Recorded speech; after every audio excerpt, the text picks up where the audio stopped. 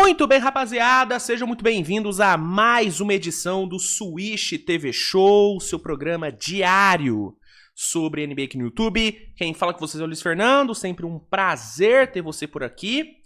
E vamos lá, edição de quarta-feira, dia 1º de julho, começar aí mais um mês, né? Coisa linda. Bom, no episódio de hoje, vamos dar aquela recapitulada nas movimentações da Free Agency. A gente tá tendo uma Free Agency que não começou muito movimentada, né? As primeiras horas de Free Agency foram meio paradas, só que agora o bagulho engrenou. Agora a Free Agency engrenou, a Off-Season engrenou, né?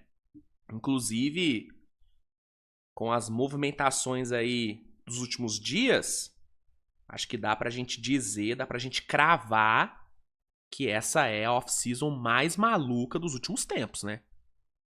Pô, gente. Nos últimos dias, o que a gente teve?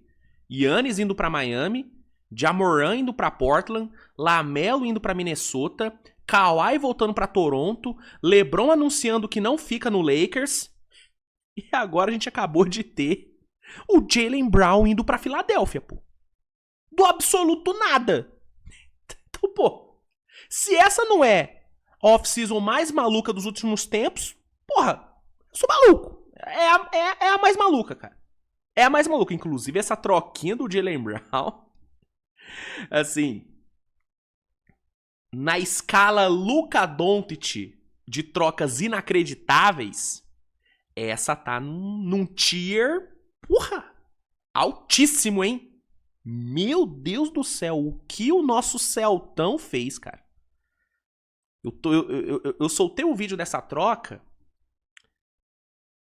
faz quase 2 horas. E até agora eu tô sem acreditar no que foi feito, cara. Cara, é surreal, bicho. É realmente surreal. Mas enfim, vamos falar sobre as movimentações que rolaram tanto ontem, na terça, como nessa quarta-feira. Vamos dar aquele recap.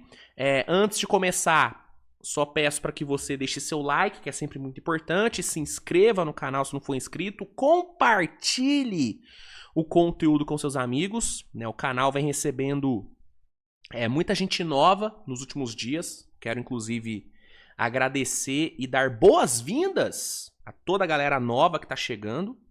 Obrigado mesmo. Então, muito legal, cara. Tô muito feliz mesmo com o trabalho que vem sendo feito e com o resultado do trabalho, que é, né, a audiência aumentando, mais gente chegando. Isso é, né, muito bom. Então, deixa o like, se inscreve no canal, beleza? Compartilha. Não se esqueça de dar aquela conferida nas promoções da Centauro, Mamãe Centauro, parceira do canal Swish TV BR, e utilizando o cupom SWISH10 nas suas compras na Centauro, você garante um desconto adicional de 10% em produtos vendidos e entregues pela querida Centauro. Então, se puder dar uma conferida e usar o cupom SWISH10, é muito bom, porque te ajuda a ganhar um desconto maneiro e também ajuda o canal, porque uma pequena parte do valor que você gasta usando o meu cupom vem pro canal e aí a gente consegue manter tudo isso aqui funcionando. Então, Mamãe Centauro aí, sempre fortalecendo a gente, né? Bom, vamos começar então essa bagaça? Deixa eu rodar a vinhetinha e aí na volta a gente começa o nosso recap pelas movimentações da NBA, tá bom? Vambora! Beleza, rapaziada? Deixa eu abrir aqui o Bleacher Report. Cadê? Ó. Vamos lá, gente. Deixa eu botar aqui. Ó. Tá aqui. Vamos aqui para o nosso recap. Começando com as movimentações da terça-feira. Vamos dar uma relembrada no que rolou ontem. A gente teve, por exemplo, o Robertão ficando em Portland, né? Havia uma especulação de que o Blazers poderia trocar o Robert Williams. E não, ele não vai ser trocado, fica em Portland. Contratinho aí de 3 anos, 44 milhões. Contrato bem bom assim pro Robert Williams, que teve uma temporada bem boa lá no Blazers, né, cara? né?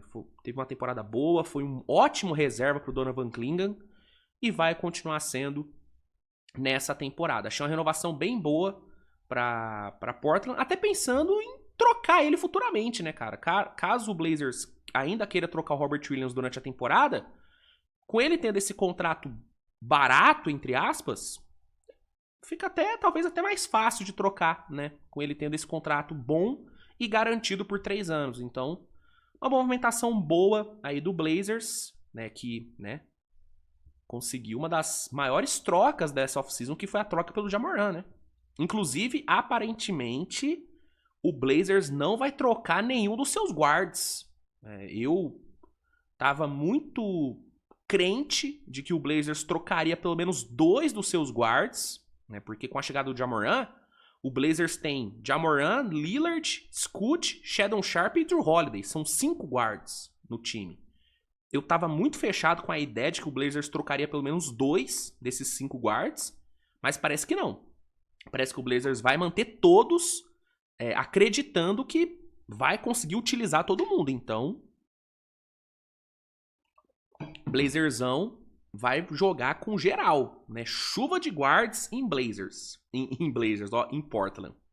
Aí a gente teve, né, uma das principais notícias da off-season, que foi o LeBron deixando claro que não vai jogar no Lakers na próxima temporada. O LeBron teria falado por meio do Rich Paul, que é o seu agente, que não vai ficar no Lakers para a próxima temporada. Teria já comunicado o Lakers para seguir o planejamento para a temporada, não contando com ele. Lembrando que o LeBron é agente livre e restrito, ou seja, ele pode assinar com quem ele quiser.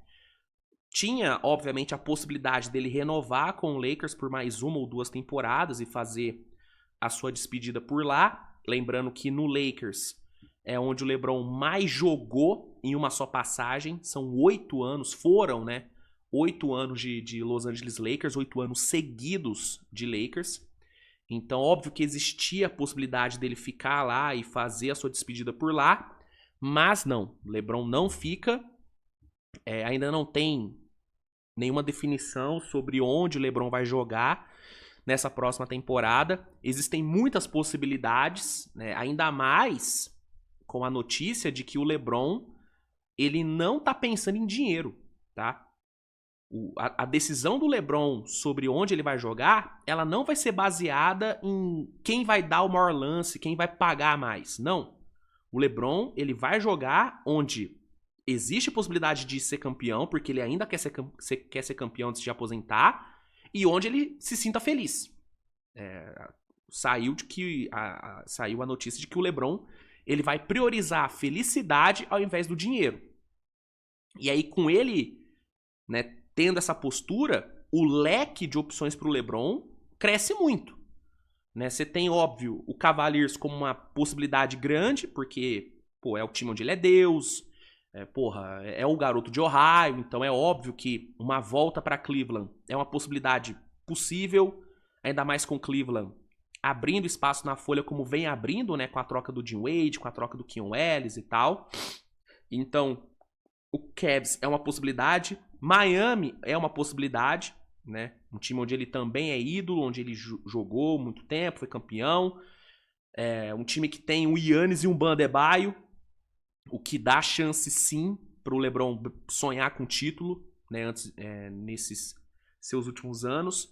Então, Cavs, Miami, o Golden State é uma possibilidade real, né? O Golden State quer o LeBron, inclusive fez movimentos pensando, né, numa proposta para o LeBron, que foi o Draymond Green declinando a sua player option de 27 milhões e abrindo flexibilidade pro Warriors poder fazer uma proposta pelo LeBron. Só que as conversas entre Warriors e LeBron parece que, sei lá, deram uma esfriada, né? Porque no sábado esse papo tava muito forte, só que esfriou, né? Sábado não, domingo, né? Domingo pra segunda. Esfriou muito esse papo, né? Até porque uma das condições que o LeBron teria colocado pra ir pro Warriors era o Warriors trocar pelo AD. E parece que o Wizards não vai trocar o Anthony Davis. Então, pode ser que o sonho de LeBron em Golden State, com o Curry e tal, talvez esse sonho tenha miado. Mas ainda tem possibilidade, né? Então você tem Golden State, você tem Cavs, você tem Miami. Hoje saiu a possibilidade de Denver pegar o LeBron. Saiu esse rumor, o Windhorst falou sobre isso, sobre o possível interesse de Denver. Então, a verdade é que o LeBron tem todas as possibilidades, cara. Parece que tem mais de 10 times interessados no LeBron, foi o que o Charania falou hoje. E ele tá estudando o mercado. Parece que o LeBron não tem pressa alguma pra tomar decisão. Ele vai levar o tempo que ele precisar. Então, é isso. O velho tá no mercado. Dinheiro não vai ser a prioridade pra ele. Ele quer brigar por título e quer ser feliz. Qual time vai conseguir entregar isso pra ele? Vamos ver. Tem várias opções. Meu palpite hoje... Cara, eu sei lá, mano. Tá me cheirando uma volta pra Cleveland. Tá me cheirando uma volta pra Cleveland, velho. Apesar de ser muito sedutor imaginar ele e o Curry jogando juntos uma temporada inteira, é sedutor pra caralho, né? Seria muito maneiro. Mas se ele ainda quer ser campeão, ir pro Golden State, eu não sei se seria a melhor opção, não. Porque nesse Oeste, eu não sei se esse Warriors com LeBron, Curry, Butler, Green seria campeão. Tá? Por mais talento que tenha, pô, é os velhinhos, né? É os velhinhos. Você tem um Curry que nos últimos anos vem lidando com lesões recorrentes no joelho. O Draymond Green também, né? Tem a questão da lesão. O Jimmy Butler, ninguém sabe como o Butler vai voltar da lesão que ele teve ano passado, nem quando ele vai voltar. E o próprio LeBron, temporada passada, se machucou mais do que ele, né, vinha se machucando, né? Então, eu não sei se no Golden State ele vai brigar por título. Eu acho que se ele quiser ser campeão e quiser ser feliz, eu acho que o time que melhor combina essas duas coisas é Cleveland. Que você teria ali um Mobley, um Allen, um Mitchell, um Harden e o LeBron. É um quinteto inacreditável. E é Cleveland, a casa dele. Lugar onde ele é Deus. Né? Então, tá me cheirando um retorno pra Cleveland, mas tá muito aberto ainda, cara. Tá muito aberto ainda e como ele não tem pressa pra decidir nada, essa novela deve se estender por mais um tempinho, né? Aí a gente teve o quê? O Jock Landale renovando com a Atlanta, 14 milhões por um aninho. Acho um valor alto, né? Mas como é só um ano e como a Atlanta precisa, né, de garrafão, já que talvez seja a área mais carente do time, eu consigo entender eles darem esse overpay pelo Landale, mas ainda assim é um overpay. 14 milha pelo Landale, né? Sei lá. Aí a gente teve uma das grandes trocas da off-season, que foi o Kawhi voltando para Toronto. Né? Toronto mandou Ingram, Grady Dick, 2 firsts desprotegidas de 31 e 33 e seconds de 30 e 33, além de uma first swap de 2027. Né? Foi isso que Toronto pagou e, em troca, recebeu o Kawhi Leonard, a volta de Kawhi Leonard, né? Após aquele 2019 mágico, onde ele comandou Toronto para o título, para o primeiro e único título da história da franquia. Ele volta para se aposentar, né? Já saiu que o plano do Kawhi é se aposentar em Toronto, né? Toronto vai dar uma renovação aí para ele. Renovação essa que o Clippers não estava disposto a dar, aparentemente. E ele deve sim se aposentar em Toronto, que vamos falar a verdade, é a única franquia que realmente ama ele, né? Óbvio que a história dele em San Antonio ela foi escrita, foi campeão, foi Finals MVP, isso ninguém tira. Mas a saída dele de San Antonio ela foi problemática, né, cara? Né? A torcida de San Antonio pegou bode do Kawhi. A torcida de Toronto não. Apesar dele ter ficado só um ano e depois ter saído, a torcida de Toronto ama o Kawhi. Porque ele foi o responsável pela maior alegria que essa torcida já teve na vida. E isso é muito grande, né? Então, é aquilo. O preço foi caro? Sim, dá pra achar que foi caro. 2 firsts protegidas, uma swap, seconds, Ingram, Grady Dick, é um preço caro. Mas é o Kawhi. Entendeu? E não é como também se fosse um Kawhi washed, lavado. Não, é um Kawhi que vem da sua melhor temporada individual da carreira. Temporada passada do Kawhi foi um absurdo de boa. Entendeu? Então, eu entendo quem acha que foi caro, mas pra mim é uma troca que vale a pena pra Toronto, mano. Vale a pena. Né? Inclusive, fazendo aqui um vencedores e perdedores, eu coloco Toronto como vencedor. Quem pode ser perdedor é o Toronto do futuro. O Toronto do futuro pode ser um perdedor dessa troca. Porque se o Kawhi não conseguir ficar saudável e tal, Toronto tá fudido, porque Toronto trocou todos os seus ativos futuros pra ter ele. Então, o Toronto do futuro pode ser um perdedor. Mas o Toronto de agora é um grande vencedor. Porque pega um Kawhi Leonard vindo da sua melhor temporada da carreira. Entendeu? O upgrade de Kawhi pra Ingram é gigantesco. É gigantesco. O encaixe dele com Merton Boyles e Scottie Barnes tende a ser uma coisa maravilhosa. Toronto montou um ótimo time. Se Toronto consegue pegar um pivô nota 7, 8, esse time de Toronto briga muito forte nesse leste. Entendeu? Então, o Toronto de agora é um vencedor. O Toronto do futuro pode ser um perdedor. Mas o de agora é um vencedor. O Kawhi é um grande vencedor, né?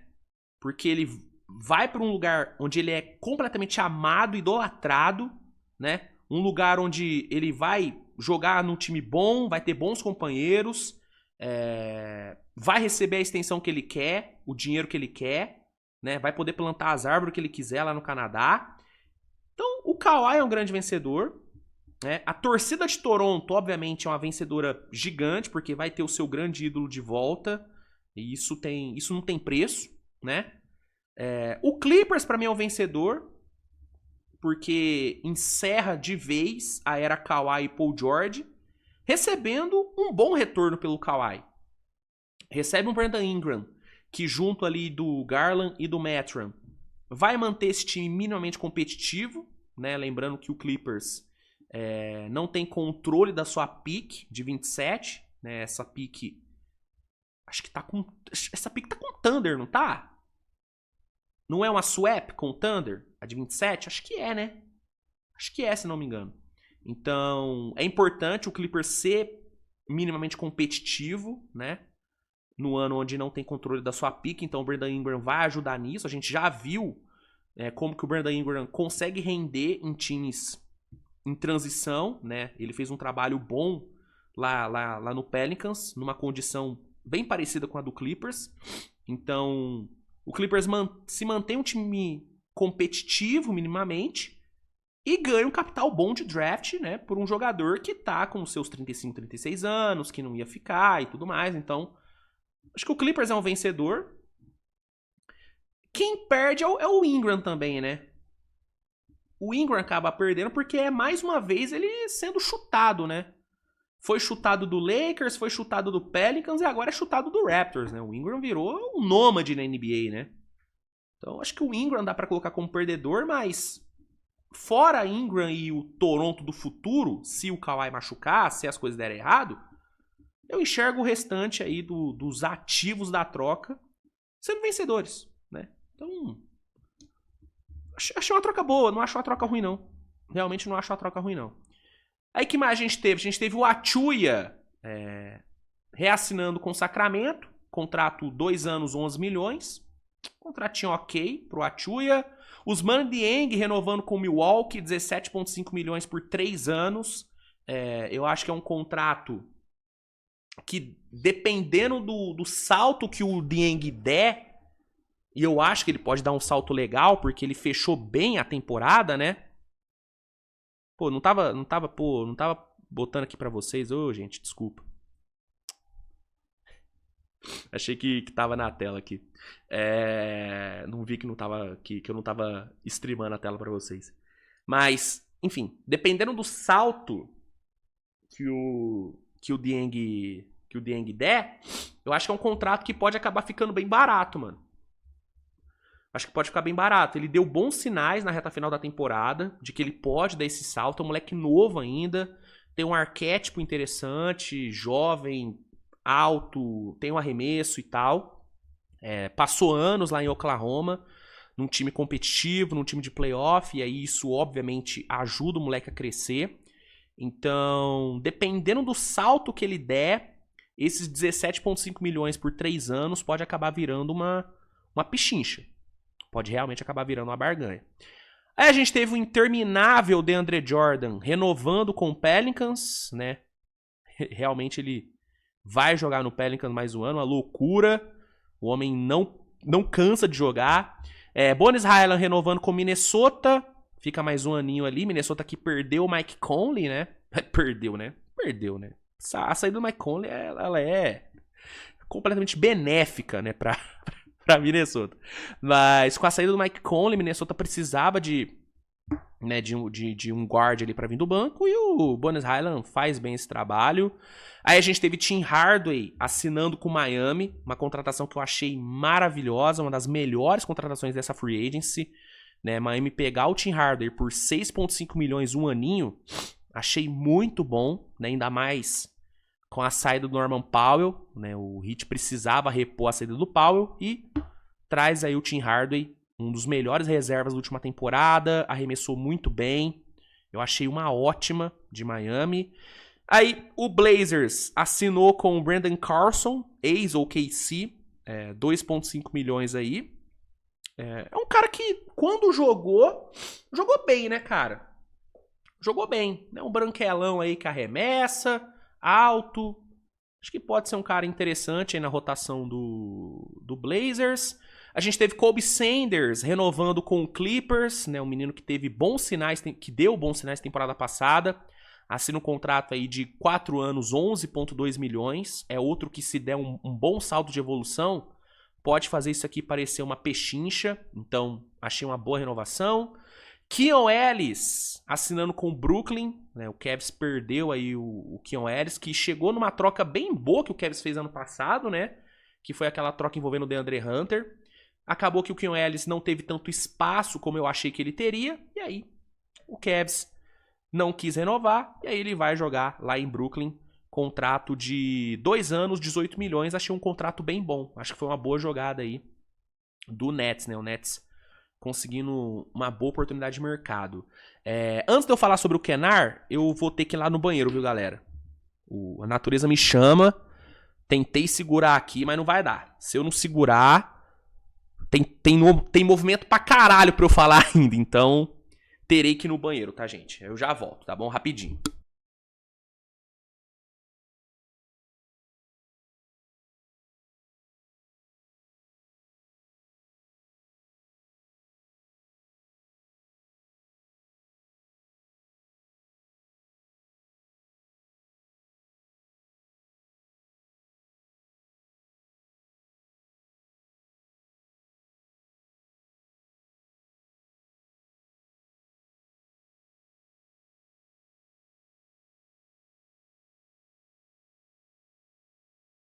Perdão, galera, mas, pô, tava foda, bicho. Tô tomando muita água, galera. Porra. Cadeira. Ó, seguindo aqui. Aqui, gente, aqui é o programa da verdade. Entendeu? Aqui é o programa da verdade. Aqui eu não escondo nada. Ó, a gente teve o Luke Kennard assinando com o Phoenix Suns, uma ótima contratação de Phoenix, né? Que perdeu muitos arremessadores na troca pelo Miles Bridges, né? Perdeu o Grayson Allen e o Royce O'Neal, eles precisavam repor. E trouxeram simplesmente um dos melhores arremessadores da liga, né? Ele que fez uma boa temporada lá no Lakers, fez uma série contra Houston muito boa, né? Phoenix Suns pega ele, contrato de 2 anos, 13 milhões. Achei uma ótima pra Phoenix, tá? Um cara que vai contribuir muito nessa rotação do Suns. A gente teve o Zach Collins renovando com o Chicago Bulls, e aí eu não vou mentir, eu nem me lembrava que o Zach Collins ainda tava na NBA. Muito sincero, eu acho um jogador... Cara, é um jogador que, assim, mano, completamente irrelevante, na minha opinião. E ele renova. 2 anos, 17 milhões.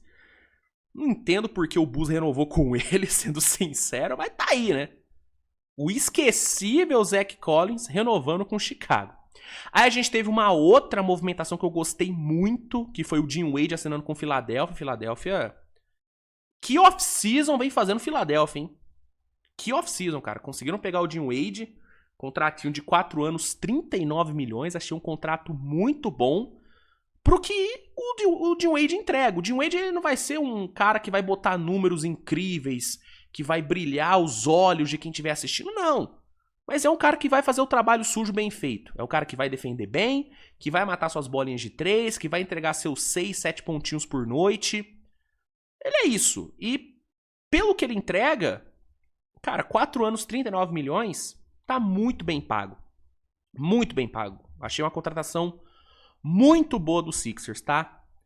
A gente teve Bogdanovic assinando com o Houston, contrato de 1 ano, né? Mínimo de veterano aí pro Bogdan.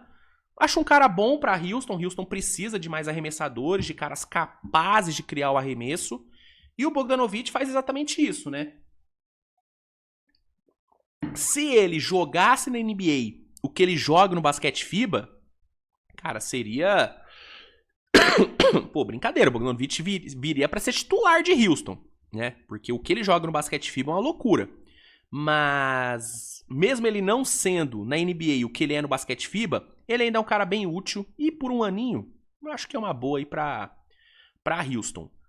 Outro que eu achei uma ótima pra Houston foi o Marcus Smart, né? O Smart que fez uma temporada bem boa no Lakers, inclusive a série dele contra a Houston no playoff foi boa demais. Houston consegue pegar ele, cara. Pega ele no contrato de 2 anos, 13 milhões de dólares. Eu acho uma opção muito boa, né? A armação foi o grande problema de Houston ano passado, né? Houston sofreu muito pela falta de armadores. E o Marcus Smart, mesmo mais velho e tudo mais, provou no Lakers que ele ainda pode ser uma boa opção na armação. Né? Um defensor maravilhoso, um cara capaz de matar suas bolinhas. É inconsistente? É. Mas ele tem suas noites quentes, né? Então, é um cara que tem tudo pra contribuir. Eu acho o valor muito bom, tá? Barato. Então, achei uma ótima pra Houston. Uma perda grande pro Lakers, né? Mas pra Houston, eu achei muito bom.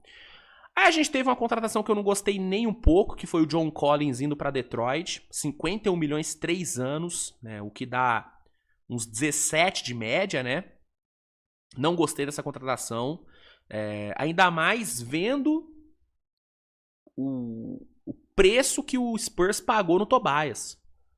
Acabou que o Spurs pagou mais barato no Tobias do que o Pistons pagou no John Collins. E aí pra mim não faz sentido, cara. Se você podia manter o Tobias, que temporada passada foi muito bem, inclusive sendo o segundo melhor jogador do time no playoff. Se você pode manter o Tobias gastando menos do que você vai gastar no John Collins, por que você vai pegar o John Collins? Que é um jogador pior do que o Tobias Harris nos dois lados da quadra. Essa aqui eu não gostei, cara. Realmente eu não gostei. Achei que Detroit vacilou. Deveriam ter mantido o Tobias, né? Mas enfim. Essa aqui eu gostei muito. Chicago pegando Norman Powell por 45 milhões, 2 anos, né? 22,5 de média. Gostei muito, tá? Chicago é um time que precisa muito de arremessadores, né? Tendo ali Giddey, Buzelis, Caleb Wilson e Claxton no seu time titular, você precisa de caras capazes de matar a bola de fora, de caras capazes de criar o próprio arremesso. E o Norman Powell, ele é exatamente isso. É um cara que temporada passada meteu 21 de média, né? Vem de 2 ou 3 temporadas seguidas passando dos 20 de média. Porcentagem altíssima para 3 pontos. É o cara que Chicago precisava, entendeu? É o cara que Chicago precisava. Paga ele 45 por 2 anos. Acho que é um valor condizente com o que é o Norman Powell. Uma perda grande para Miami. Mas com a chegada do Tim Hardaway, eu acho que Miami vai conseguir lidar bem com a perda do Powell. O Powell é mais jogador do que o Tim Hardaway. Eu prefiro o Norman Powell do que o Tim Hardaway. Mas eu acho que o Tim Hardaway vai fazer um bom trabalho por lá. E eu acho que o Norman Powell, nesse Bulls aí, com Giddey criando pra ele, né, com a pressão que Caleb e Buzelis colocam no garrafão e tal, eu acho que o Powell tem tudo para ter um ano bom, né? Para ter um ano bem bom lá em Chicago. A gente teve o Sixers pegando, né, o Hulk Purdy, que foi campeão com o Knicks temporada passada, pivôzão aí, 3,4 milhões por um aninho. Cara bom pra rotação do Sixers, né? É sempre bom ter mais gente pra ser backup do Embiid durante o ano. Eu acho que o Hulk Purdy faz a função. Vucevic voltando pra Orlando num contratinho de um ano, 3,9 milhões, né? Depois da passagem horrível dele em Boston. Ele vai agora pra Orlando, voltar pra Orlando, que foi onde ele melhor jogou na vida. Eu tô vendo muito torcedor do Magic muito feliz com a volta do Vucevic, então vale a pena. Vai contribuir nessa rotação de garrafão, né? O Magic que perdeu o Mo Wagner, né? Daqui a pouco deve aparecer aqui, né? O Mo Wagner indo embora. O Vucevic é um bom substituto, então tá aí. Vucevic voltando pra casa. Aí a gente teve aqui o Mike Conley, né, como eu já falei, indo embora de Minnesota e indo para Boston, né, vai ajudar ali na rotação de armação do Celtics. Mínimo de veterano, eu gosto, vai. Eu ainda acho que o Mike Conley como reserva pode render. O problema dele em Minnesota era ele ser titular, mano. Em 2026, você ter o Mike Conley como seu titular na armação, não dá. Pra reserva, eu ainda acho que ele rende e o Celtics pega ele. Como eu já adiantei, Mo Wagner indo embora de Orlando, né, assinando com o Nets, contrato de 2 anos, 19 milhões. Um veterano ali para ajudar na rotação, o Nets que perdeu o Claxton, né? Acho que uma contrataçãozinha ok. E Evan Carter renovando com Orlando, 3,5 milhões por um ano. Um jogador interessante, um jogador que... O correto, né? O correto e Evan Carter. Beleza? Aí a gente teve uma movimentação importante, que foi o Mitch Robinson saindo de Nova York e indo para Boston, né? Já era esperado que ele não fosse ficar no Knicks, né? O Knicks teria muita dificuldade para manter o Mitch Robinson por conta da folha e tudo mais. Então já era esperado que ele fosse embora. O que não era esperado era ele ir para Boston, né? Vai para um rival direto, chega lá com a expectativa de ser titular. Eu, particularmente, não acho que ele vai ser titular, tá? Eu acho que o Queira seguirá sendo titular no garrafão, mas o Mitch Robinson ele vai ter, obviamente, uma minutagem relevante. Eu acho que ele vai ser a mesma coisa que ele foi no Knicks temporada passada. Vai ser aquele reserva de luxo que vai ter minutagem alta, só que por ele não aguentar longos períodos seguidos jogando, por conta da questão física, e por conta também da completa inutilidade dele no ataque, eu acho que ele vai ser um cara que vai sair do banco. Mas, enfim, independente de como ele vai ser utilizado, ele vai ser jogador do Celtics. Contrato de 3 anos, 47,4 milhões. Acho um valor justo pelo impacto que o Mitch Robinson tem na defesa. E é isso. Chega ali para ser mais um pivô, para tentar, né, resolver a carência que o Celtics tem no garrafão. Achei uma boa contratação do Celtics, né? Mas depois da troca do Jaylen Brown, qualquer coisa que o Celtics fizer nessa off-season não vai conseguir tornar a off-season positiva, né? A verdade é essa, mas enfim. Analisando o movimento isolado, um bom movimento. Walker Kessler indo pro Lakers, né? O Lakers finalmente conseguiu seu pivô titular, consegue o Walker Kessler, mas teve que abrir o bolso, né? O Lakers teve que fazer uma sign and trade por ele, pagou 2 firsts protegidas de 31 e 33, swaps de 28 e 30, né? E não teve seconds? Eu achei que tinham tido seconds, mas não. Foram 2 firsts protegidas, 2 swaps e teve que dar o novo contrato pro Kessler, 130 milhões por 4 anos, né? Uma média de um pouco mais de 32 por ano, né? Assim, cara, o valor da troca foi caro? Cara, foi caro. Assim, inegavelmente, você abrir mão desse capital de draft, cara, é caro. Até porque agora o Lakers se vê numa situação onde, pelos próximos 7 anos, o Lakers não vai poder negociar pick. Não vai poder negociar pick de draft. Então, é um preço caro pago pelo Kessler. O contrato em si, eu acho justo pelo que é o Kessler. Um pivô com a capacidade de defesa que ele tem, com a idade que ele tem, Irmão, dificilmente você vai conseguir um cara desse pagando menos de 30 milhões por ano. Então, o valor do contrato, pra mim, tá suave. O caro foi as picks que teve que abrir mão. Mas, considerando a necessidade latente que o Lakers tem de pivô, dificilmente o Lakers ia conseguir alguém melhor do que o Kessler, tá? Então, entre gastar isso e pegar um cara que resolve a sua posição, ou gastar menos, mas pegar um cara que talvez seja meia bomba, é melhor gastar num cara que resolve, entendeu?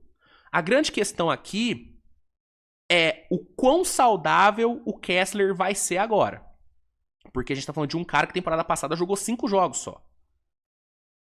É um cara que, se não me engano, passou de 70 jogos só uma vez na carreira. Então tem toda essa questão da lesão.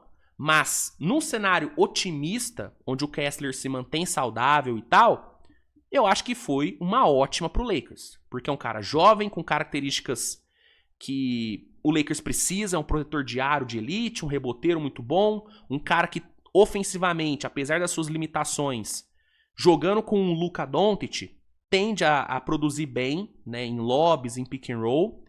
Então, eu entendo quem acha que foi caro pro Lakers pegar ele, eu entendo, mas eu sou da teoria de que se é um cara que vai resolver o seu problema, se é um cara crucial pra você fechar o seu time, vale a pena dar um overpay. E esse é um tipo de overpay que eu acho que vale a pena dar. Entendeu? Eu não acho que o Lakers errou aqui, não. Pro Jazz é ótimo, né? Porque você ganha um capital de draft muito bom por um jogador que não tava querendo ficar no seu time. A questão pro Jazz agora é quem vai ser o pivô do time nessa temporada. Vai ser o Jaren Jackson Jr., vai ser o Nurkic. Eles vão buscar outra pessoa, outro pivô no mercado. Eles pegaram o Reyes, né? O Jackson Reyes, ex-Lakers. A questão pro Jazz é essa. Agora, o retorno pelo Kessler, eu achei muito bom, tá? Eu achei muito bom. Então, é isso. Eu acho que no final os dois times vencem, né? Só que com o Lakers, obviamente, dando, né, um certo overpay, mas que na minha visão é um overpay justificável demais, tá? E o Luka vence muito aqui, né? Porque o Luka finalmente agora vai ter um pivô bom pra passar a bola no Lakers, né? Porque ficar passando a bola o ano inteiro pra DeAndre Ayton e Jackson Reyes é foda, né? É foda. Então, o Luka, sem dúvida, é um grande vencedor dessa troca aqui, né? Sem dúvida alguma. E o Lakers não parou por aí, né, cara? O Lakers trabalhou muito nessa quarta-feira. O Pelinka teve um surto de produtividade e resolveu trabalhar. Porque além da troca pelo Kessler, pegou Mamukelashvili por 52 milhões 4 anos. Pegou Quentin Grimes, 60 milhões 4 anos. E pegou o Colin Sexton, 2 anos, 19 milhões. Né? Então foram 4 reforços chegando numa tacada só. Dos 4, o único que eu não, sei lá, que eu não gosto tanto é o Mamukelashvili, tá? Porque pra mim o Mamukelashvili, ele nada mais é do que um Rui Hashimura piorado. Ele é um Rui Hashimura que arremessa pior, mas que pega mais rebote. E que defende mal igual. Acho que essa seria a comparação entre os dois. Então, 52 milhões, 4 anos por um Hashimura piorado, o valor não me incomoda, tá? O valor não me incomoda. Mas eu não gosto tanto dessa contratação. Agora, Walker Kessler, Quentin Grimes e Colin Sexton, eu gosto muito dessas 3. O Colin Sexton por 19 milhões 2 anos é uma puta de uma pichincha. É um defensor muito bom. Oscila muito no ataque, mas eu acho que ele vai render, vai ajudar. Eu acho que ele é uma boa reposição pro Marcus Smart, tá? O Quentin Grimes, eu gosto muito desse cara. Eu acho ele muito subestimado, inclusive. É um bom defensor, é um bom arremessador. Acho ele um jogador versátil, pode fazer A2, mas pode fazer A3 também. Então eu gosto muito do Quentin Grimes, cara. Muito mesmo. É um bom 3D.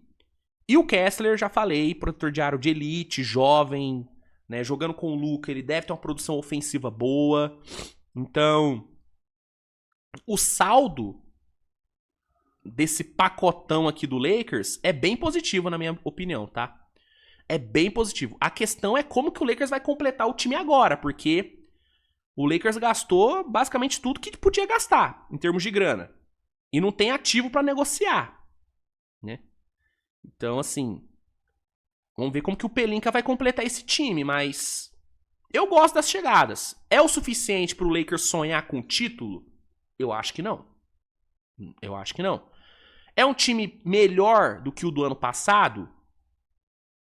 Não sei se é melhor. Mas é um time bom. É um time bom. E é um time que tem, finalmente, um pivô decente.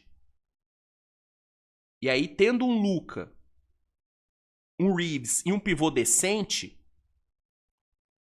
acho que dá pro Lakers competir, né? Dá pro Lakers competir, mas pra se colocar na linha de frente por disputa por título ou algo do tipo, acho que o Lakers ainda tá longe, tá? Eu acho que o Lakers ainda tá longe. Que mais? A gente teve DeAndre Melton renovando com o Golden State, 2 anos, 11 milhões. É um valor ok pro bom DeAndre Melton, acho ele um bom jogador. Elijah Martin renova com o Toronto, 2 anos, 4,8 milhões. Jonathan Isaac volta para Orlando, né? Ele que havia sido dispensado do Magic. Ele volta com um contrato menor, né? 1 aninho, deve ser o mínimo de veterano.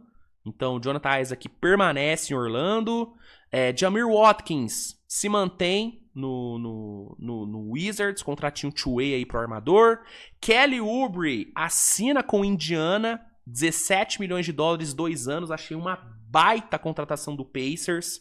Eu gosto muito do Kelly Oubre, fez uma boa temporada lá em Filadélfia. Né? Um cara que te entrega arremesso, tamanho, defesa, atleticismo. Acho um jogador muito legal para rotação e nesse Pacers acho que ele vai encaixar muito bem. Inclusive, fiquem de olho nesse Indiana Pacers, tá? Haliburton tá voltando, eles têm Ivica Zubat, tem Siakam, Nesmith, Nembhard. Filhão. Pacers voltou, galera. O Pacers voltou. E Kelly Oubre é uma ótima indiana. Aí teve aqui, né, o Jackson Hayes assinando com o Utah, 12 milhões de dólares, 2 anos. Acho o valor ok, né? O Hayes fez uma boa temporada no Lakers, uma temporada bem honesta. Mas aí tem que ver também que ele... às vezes foi o fator Luka, né? O Luka, ele potencializa os pivôs que jogam com ele, né? Ele consegue fazer um pivô horroroso parecer bom. Talvez tenha sido isso com o Jackson Hayes. Vamos ver como que ele vai render agora em Utah. Mas, pelo que ele entregou temporada passada, 2 anos, 12 milhões, não acho um contrato ruim, não. Não acho. A gente teve uma outra movimentação que eu achei maravilhosa, que foi Tobias Harris assinando com o San Antonio. Né? O Tobias assinou com o Spurs por 31 milhões de dólares, 2 anos. Um valor muito bom, tá? Muito bom. É um cara que chega para resolver a principal carência de San Antonio, que era a ala. San Antonio sentiu muita falta de ter um ala, né, melhor, com maior capacidade de arremesso, com maior capacidade de criação de arremesso. E o Tobias Harris te entrega tudo isso. É um cara que no playoff foi o segundo melhor jogador de Detroit. Né? Em meio a um ataque completamente insalubre e totalmente dependente do Cade Cunningham, ele foi um cara que apareceu e conseguiu entregar jogos de 20, 30 pontos, uma eficiência muito boa, achando arremessos, né, difíceis, em momentos difíceis. Então, é um cara que eu acho que vai ajudar demais esse San Antonio e chega por um valor muito bom, cara. Vai receber menos do que o John Collins vai ganhar em Detroit, né, só pra vocês terem noção. Então, acho que pra San Antonio isso aqui foi incrível. E aí, a gente teve... Antes de eu falar sobre essa aqui, deixa eu só comentar sobre essa aqui do Santi Aldama, que foi trocado pra Dallas, né, por uma escolha de primeira rodada do Warriors de 2030, 2 seconds e um A.J. Johnson. Achei um valor meio carinho pago por Dallas, tá? Mas o Santi Aldama é bom jogador, tá? Acho que pra essa rotação de Dallas ele pode render. Mas uma first do Warriors de 2030... e um jovem como A.J. Johnson e 2 seconds, acho que Dallas pagou um pouquinho caro demais. Mas não tão, né? Mas nenhuma troca, hoje não dá pra criticar nenhuma troca, gente. Porque depois do que o Celtics fez hoje, nenhuma troca pode ser... Fica muito difícil você chamar qualquer outra troca de troca burra. sabe? Porque o que o Celtics fez hoje foi simplesmente a segunda troca mais inacreditável que eu já vi. Desde que eu acompanho a NBA, tiveram duas trocas que eu achei, assim, inacreditáveis. A maior delas, obviamente, é a troca do Luka, que essa jamais vai conseguir ser compreendida e justificada. Não dá pra defender, não dá pra achar um jeito de defender o que Dallas fez, tá? É a troca mais inacreditável e a troca mais burra da história da NBA, quiçá dos esportes americanos, dos esportes em gerais, né? Essa é imbatível, mas essa aqui de hoje, pra mim, ela pega o segundo lugar fácil, porque o Boston Celtics trocar o Jaylen Brown, que, vamos lembrar, foi MVP das finais quando o Celtics foi campeão, múltiplas vezes All-Star, All-NBA, e na temporada passada ele foi o melhor jogador do Celtics. Ele carregou o Celtics pros playoffs. Mando de quadra, brigando por seed 1. Brigou por MVP, o Jaylen Brown. Ele esteve nas conversas para MVP. O Celtics trocar esse cara para um Philadelphia que eliminou o Celtics ano passado, virando um 3-1, e trocar por um pacote de Paul George, 2 firsts e 2 seconds, cara, assim, nem o torcedor mais fanático, nem o mais clubista do Celtics é capaz de defender isso aqui. O que foi feito hoje foi a segunda troca mais burra e inacreditável da história da NBA. Só fica atrás da do Luka. Só fica atrás da do Luka. Sabe, na escala Luka Doncic de trocas imbecis, essa é tier A. É surreal. É surreal o que o Celtics fez. De todas as trocas que foram feitas na off-season, nenhuma eu conseguia rotular de troca burra. Tiveram trocas questionáveis, trocas onde um time pode ter pago mais do que deveria. Agora, troca burra não teve nenhuma troca burra. Até a de hoje. Essa é uma troca burra. Essa é uma troca sem sentido. E me surpreende muito essa troca, porque quem fez essa troca foi um dos GMs que eu tinha como um dos melhores da liga, que é o Brad Stevens. O Nico Harrison era um completo imbecil.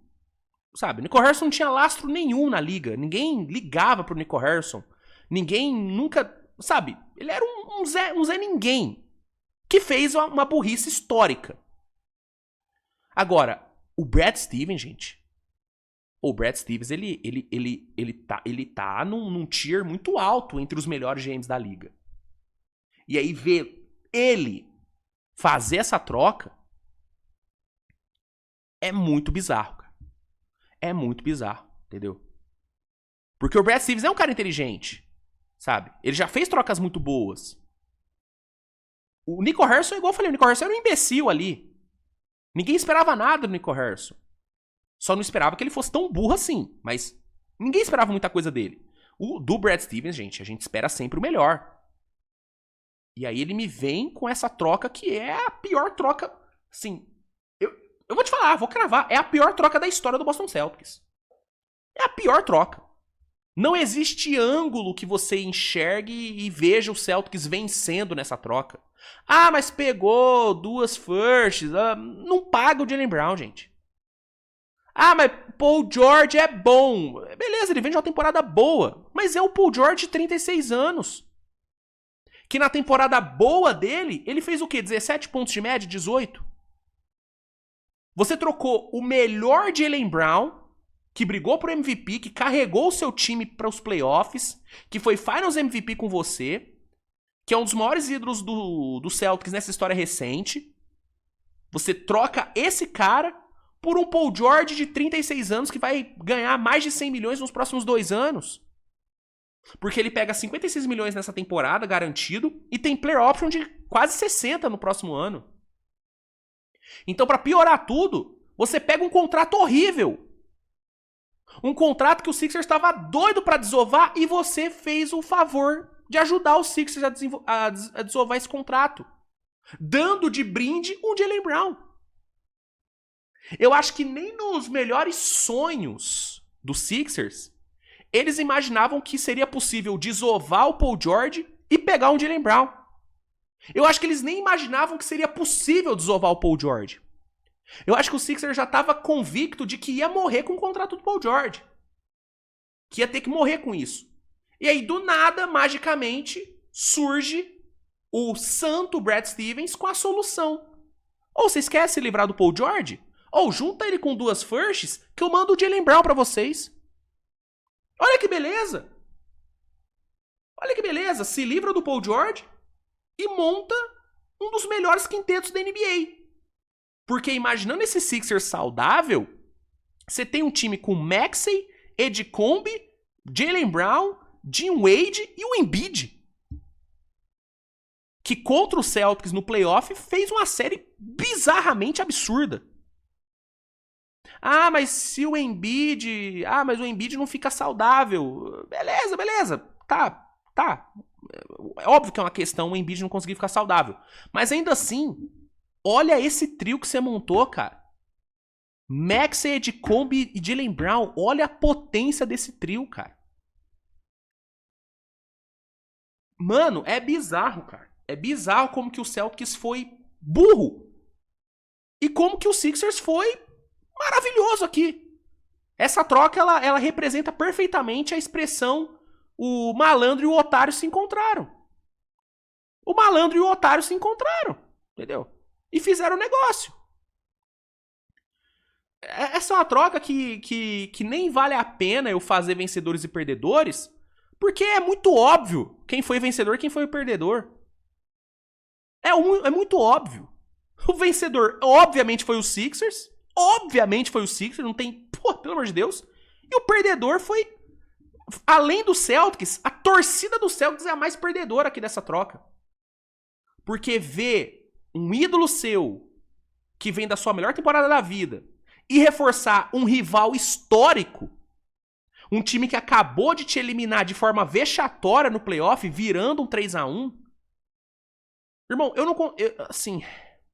Eu consigo imaginar. Eu consigo imaginar como o torcedor do Celtics está se sentindo, porque eu tive um ídolo do meu time indo reforçar um rival meu, que virou um 3-1, que foi o Durant indo pro Golden State. Só que tem um agravante aqui pro Celtics, que é o fato de Jaylen Brown ter sido campeão, ter sido Finals MVP. O Kevin Durant, ele foi embora e doeu pra caralho, mas ele não ganhou nada com o Thunder. Ele não levou o Thunder pra terra prometida. O Jaylen Brown levou. Então, eu não consigo colocar em perspectiva o que o torcedor do Celtics está sentindo, cara, porque é muito louco isso, cara. Então, no vencedores e perdedores dessa troca, não tem muito debate. É óbvio que o Sixers foi de longe o maior vencedor. E o Celtics foi, obviamente, o maior perdedor junto da torcida. O Tatum... Porra, coitado do Tatum, né, mano? O Tatum perde o seu parceiro, perde o seu Robin.